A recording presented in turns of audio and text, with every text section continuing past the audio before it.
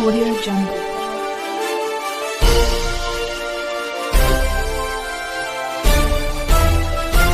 Audio Jungle.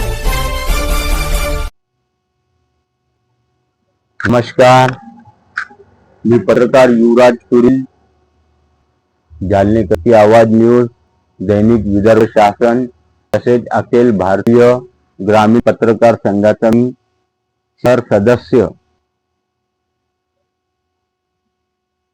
एका handicap व्यक्तीने माझ्यावर FIR केली आहे. ती FIR अशी आहे की मला माहित नव्हतं की माझ्यावर FIR झाली. आज सकाळी 7:30 वाजता मी जेव्हा माझ्या घरी हॅलो जालना नावाचा वृत्तपत्र येतो, त्या वृत्तपत्रात मी ही अशी बातमी वाचली की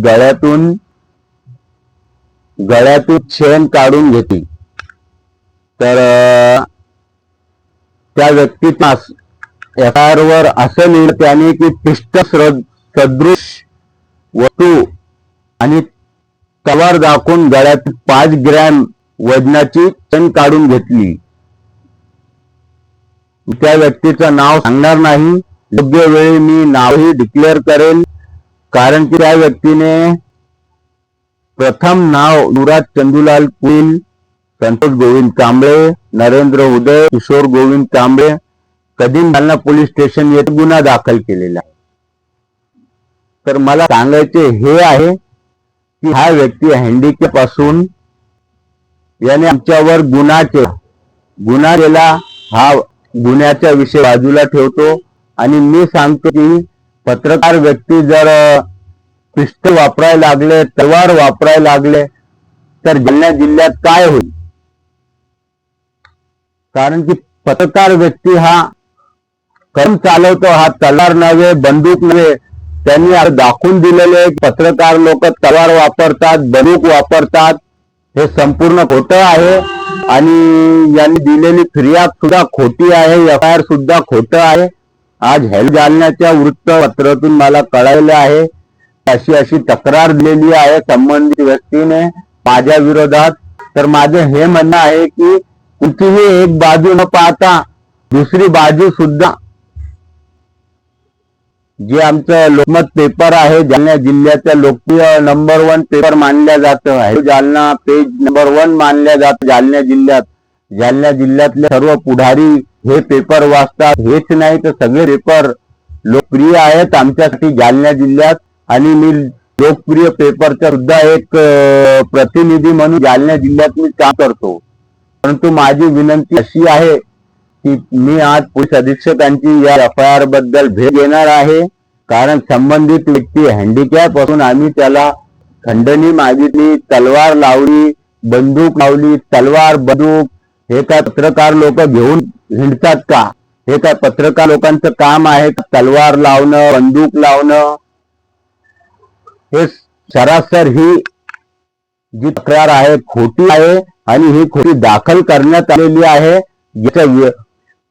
याचा तपास मी पोलीस अधीक्षकांना सांगतो की लवकरात लवकर करावा. कारण की आमच्याकडे जे पुरावे आहेत ते पुरावे मी लवकरच सादर करेन. ते पुरावे मी पोलीस अधीक्षक यांच्याकडे आज सादर करणार आहेत. ते पुरावे घेऊन जाणार आहेत, पोलीस अधीक्षकांची वेळ घेणार आहेत आणि हे पुरावे सादर करून ही FIR रद्द होणार म्हणजे होणार आहे. कारण की ही संपूर्ण तक्रार जी आहे ही तक्रार तुम्हाला सांगतो पूर्ण खोटी आहे. ही तक्रार तुम्ही बघू शकता, या माध्यमातून तुम्हाला दाखवतोय मी. ही तक्रार पूर्ण खोटी आहे आणि या तक्रारीची पूर्ण चौकशी सुद्धा झाली पाहिजे.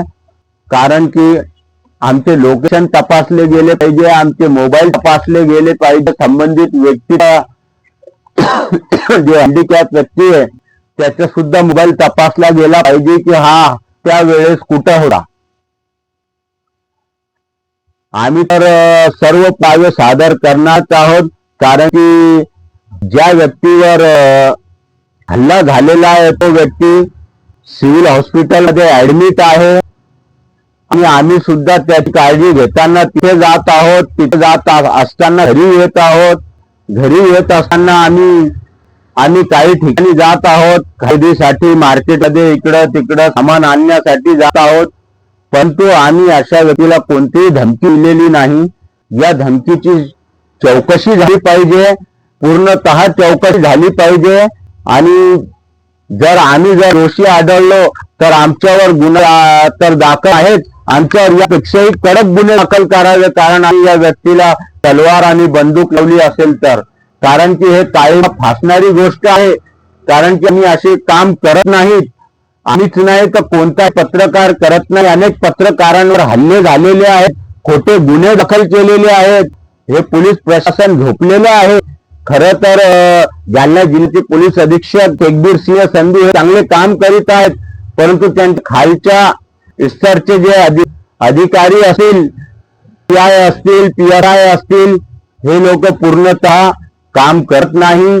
खोटी तक्रार दाखल करून घेतात, तक्रारीची दखल घेत नाही. ती तक्रार कशी आली, कुठं घटना घडली, काय घडली, तो व्यक्ती कुठं होता, त्या व्यक्तीला सुद्धा कळवलं जात नाही की तुमच्या विरुद्ध तक्रार दाखल करण्यात आलेली आहे.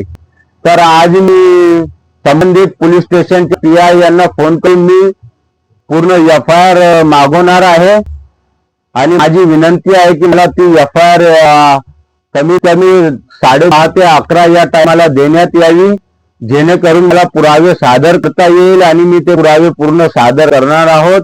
आणि माझी सर्व वृत्तपत्रांना, प्रसार माध्यमांना विनंती आहे त्यांनी माझी ही दखल घ्यावी. धन्यवाद.